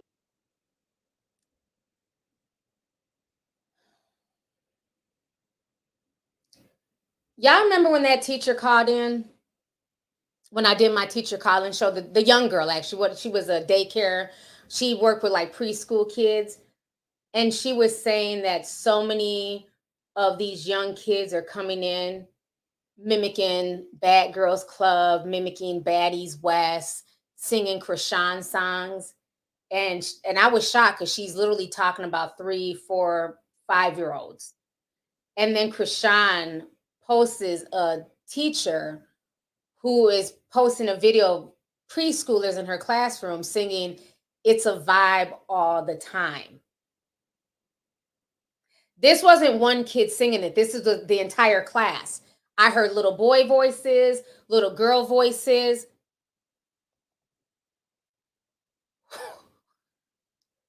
Why are the parents allowing their children to even know who Chrisean and Blueface are? Like, these aren't teenagers. These are babies singing It's a Vibe all the time. And the song is a bop, don't get me wrong. These are kindergartners. I was just like, it just reminded me of that call. And then we'll cry that the kids are acting a fool and fighting and acting a mess, but you're allowing your kids to watch Baddies West and Bad Girls Club and to sit there and watch all the fuckery that's going down on social media with Chrisean and Blueface. It just blew me away when I heard that. Because like I said, it wasn't like, I could see it was just one kid that got up in the middle of class and was like, it's a vibe. Or the entire class was singing it. Meaning all these kids are damn corrupt. Like, what the hell is going on here? But now what I find very interesting, and the reason why I'm bringing them up again, is that I'm starting to notice a pattern. When they want to fight and bicker and get into it, it seems like they also use all those eyeballs to then promote a project. Last time they got into a really big fight, then they ended up promoting that video where they were making it seem like they were getting married. I forgot the name of the video. And now he's promoting his music. She's promoting her music. And I feel like there's some clout involved in all of this nonsense. Granted, he's extremely disrespectful to her, but she also knew what time it was. I also see a lot of like sympathy towards her plight, right? Because nobody wants to see a young pregnant woman being disrespected like this constantly on social media. It's heartbreaking. And it's also triggering for people because the way they talk so casually about taking this child's life, it's really disturbing. And it's just like, do y'all not realize that y'all are talking about a human being? The fact that every other day, it's almost like, will Chrisean abort today? It's literally turned into some type of joke on social media. Will she keep the baby? Will she abort the baby? As if we're not talking about a person who really could one day breathe air and live on earth. The fact that he's constantly telling her to abort and she's saying, fuck that baby, I might abort, I might not. It's really a disturbing thing to watch. But what I've noticed is that a lot of people have forgotten how these two even got together. And somehow that's been missed on a lot of people. And this is what I want young women to realize. The same way you get them is one, how you lose them. But see, when you're cool with being the side chick, because see, we promote this whole side chick culture. I took your man, I'm a baddie, I'm that girl, there's something wrong with you. And she was a very, very proud side chick. She would sit around and make fun of Jada and Alexis. She would wallow and glee in Jada and Alexis' misery. Remember, Jada and Alexis is not only his baby's mother, she's been with Blueface since they were like in junior high school. They had been together since before the fame. And Chrisean, with the help of Blueface, of course, helped to destroy that relationship. And she found glee in it. So let me, and I like Chrisean, but I you know me, I'm biased. I'm gonna call it how it is. And people forget these videos. While they're going back and forth and it's very disturbing, people forget the glee that she took in disrespecting another woman. And I don't care if Jada and Alexis is white, black, Mexican. That means nothing to me. She's still another woman. So let me go ahead and just share this.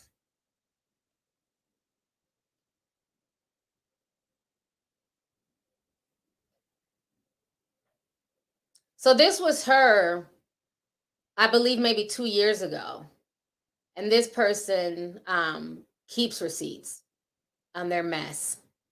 I can't really, I'm going to be a wife for you. I'm going to be this for you one day. I'm going to have your child. Why the fuck you want to have a child with a nigga that don't want to put just his dick in you, bro? I'm just saying. You feel me? Like, that's just me. Like, say if y'all slip up, whoopty, not even nigga go get that abortion, bro. You gonna be over here tripping like a dumbass. Oh, because it's the baby that brought his clothes. Bitch, you didn't have to have that baby, bro. And you looking out for yourself because you thought smaller, unless that nigga just said, don't get rid of my baby, but I still don't understand why you listen. I can't really, I'm going to be a wife for you. I'm going to be this for you one day. And this is why it's hard for me to really feel bad. All these people going to her page with all these words of advice. Did y'all give the same words of advice when she was the other woman? And this is why I say this all the time. There's no sisterhood when it comes to women. There's no real sisterhood. It's, I'm the bad bitch. I'm going to take your man. I don't care if that's your man. He's mine now. So, the internet never forgets. When Alexis Jade was going through it and he was sleeping with both of them, she thought it was funny She was calling Alexis Jade stupid for having another baby with Blueface when he's clearly not faithful to her. And now look how it's playing out on social media, where he's calling her stupid and telling her to get an abortion and saying, I don't really plan on being there for you or this baby. So again, ladies, be careful whose misery you delight in and take glee in, because that may be the same bed that you're making for yourself in the future. Because a lot of people thought this was cute when she was doing this to another woman. And now that the same karma, right? Because the same way you get them is how you lose them. Because see, the baby's mother is always the bad guy. She's crazy. She's not shit. He's going to tell you all that because he wants some ass. But now we see he's the common denominator. But you thought your cooch, your youth, and whatever else was going to be something different for him. And you've basically gotten the same man that Alexis Jade had. And a lot of women do this. It's sad. A lot of women do this and they find themselves in the same boat. That's why I said after a while, it's hard for me to find sympathy. Now when they go viral, I simply yawn. I'm going to cover it because it's viral and that's what I do on this channel.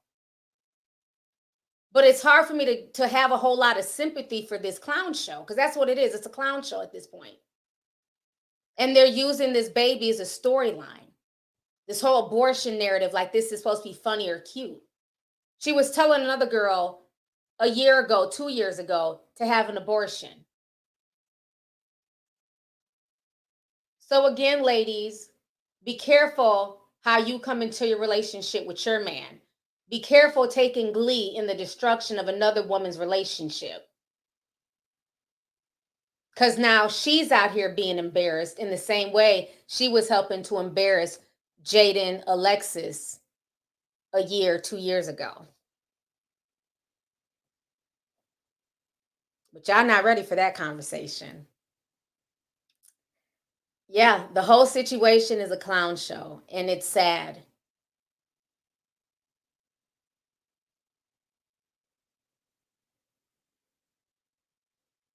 Yeah, it's definitely turned on her now. And I think that's the part, and that's why I wanted to kind of speak on this a little bit more, because I think that's the part that a lot of women are missing, is that, there's not a real sisterhood, and people are only feeling bad because they like Chrisean. And they thought it was cute when Chrisean was doing it to somebody else. And now that it's being done to Chrisean, now it's like, oh, well, everybody has to have all this sympathy for her. No, they don't. Because she took glee in another woman's, misery and heartache.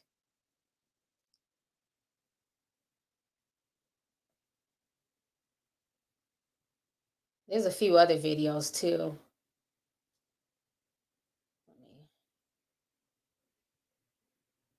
I don't know if they're the same. I think it's the same.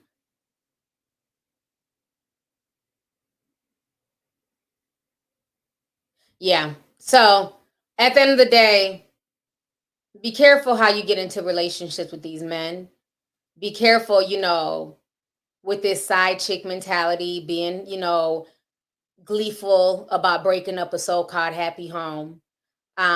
Because again, you can be in that same situation. And this is a song as old as time. Chrisean, Alexis, and Blueface are not they're not doing anything new. It's just a clown show for Twitter. It's a bit more extreme because they keep screaming about abortions. But we watched this play out with Peter Gunz, Tara Wallace, and Amina Butterfly. And Amina loved being the side chick, thought she was that girl when she took Peter from Tara, only to find out that she got the same man that Tara had. We got to do better. Abraham says, T, do you think one of them will end up in jail? I don't know. I just hope for the sake of it, neither one of them end up killing each other. Because it's just really disturbing to this point where she's now setting fires. I think she's having a mental break. And there's obviously a lot of mental issues there. And I'm not trying to diagnose her with anything, but I've always said this from the first time I found out who she was, that there's some mental health issues there with her. And he takes full advantage of that. But my biggest fear is that they're going to harm each other, because she has no chill button. She has absolutely no chill button.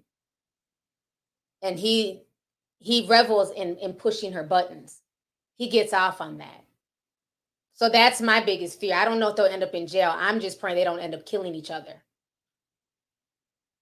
So yeah, the whole situation, yeah, it's just a bunch of just toxicity. And I just hate the fact that this is being glamorized by a lot of young people, and they don't see anything wrong with this. And it's just another day in their world. But it's very, very disturbing. And I feel even worse that a baby is being brought into this. This should not be a storyline for a show. The fact that her only means of money is club appearances and Zeus Network is very disturbing. That's not a long-term hustle. It's not a long-term job. Let me go ahead and read these few super chats here before I go. Let's see here.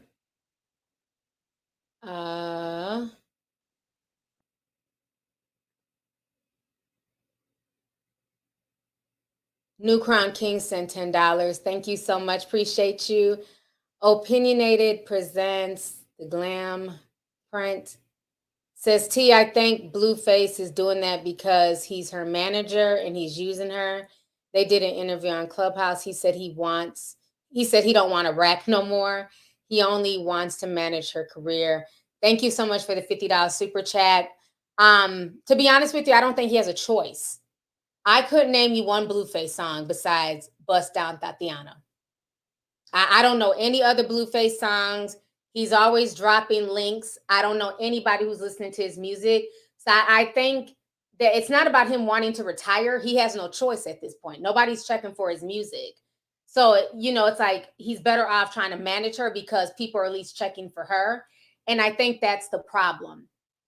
He's basically not only created a monster, but he's also upset because she gets way more attention than he's ever had. And that's bothering his ego. And that's what we were talking about during the stream, is that sometimes when a woman is more accomplished, it can really mess with the man's ego. So women who are making more money, who are in, higher positions, they sometimes have to be really careful dating men who are not in the same arena as them, because it can turn into a deadly jealousy. And that's the vibe I'm getting from Blueface. He gets way too, if it's really about her music and pushing her music, why is he upset when other rappers want to work with her? Should he not, as her manager, push for rappers like Little Boosie and Little Baby to work with her?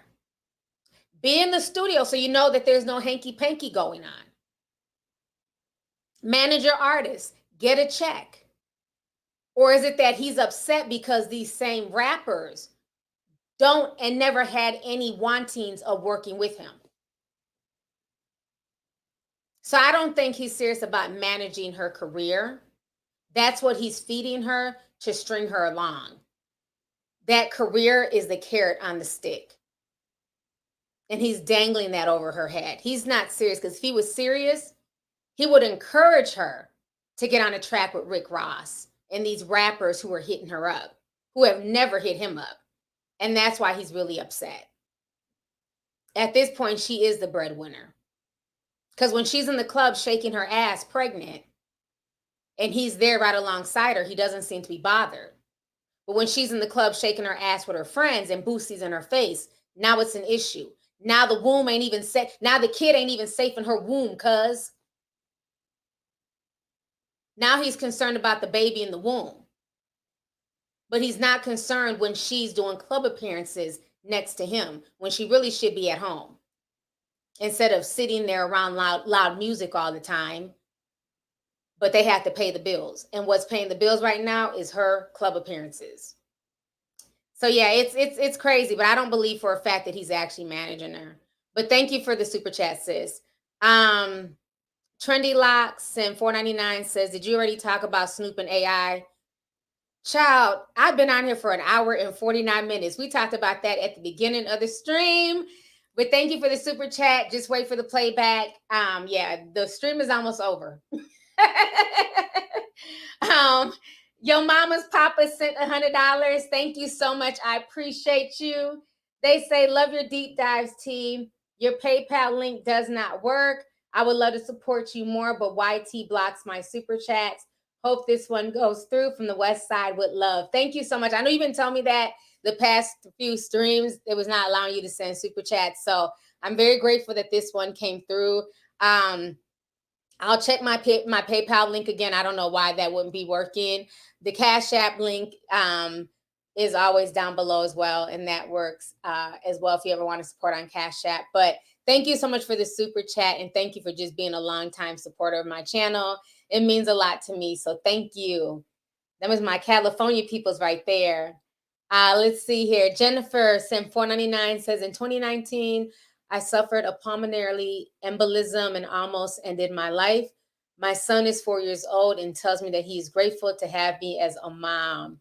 That is so sweet. Yeah, those PEs are no joke at all. Y'all know I went through my own PE scare in 2020, and so I can definitely sympathize. It is no joke. So by the grace of God, you made it, because they call those the silent killers. And had I waited one more day and not went into the emergency room, I would not be here in 2023 to provide you with this live stream. So, so thank God we both are here. You know what I'm saying? So thank you so much for the super chat. RU Sim 499 says, they remind me of Jocelyn and Stevie J. Yeah. In a way they do, like a younger version. Yeah. Thank you for the super chat. And Jocelyn was another one. She made fun of Mimi and thought, you know, her pussy was gold, and, you know, her and Steve were going to be this happy family. And again, she got the same man that Mimi had. So, you know, be careful laughing at another woman's misery. So thank you for the super chat. PW Sen5 says, T, wasn't Shaq and another famous black man in the hospital for mysterious illnesses before Jamie? I don't know. I didn't know Shaq was in the hospital, and I don't know who the other famous black man is. If somebody wants to write it in the chat, they can. Yeah, that's unfortunate. I didn't know that. But thank you for the super chat. I appreciate you. Let's see here. Octavia says, they having a girl too. Shake my head. He said this on his story. Yeah. And that, I thought that was so tacky, because I'm sure she wanted to do a gender reveal. Like, he purposely does stuff to just really, you know, pick at her, because he could have left the gender out of it. But yeah, I peeped that it was going to be a girl. So just a shame. So yeah.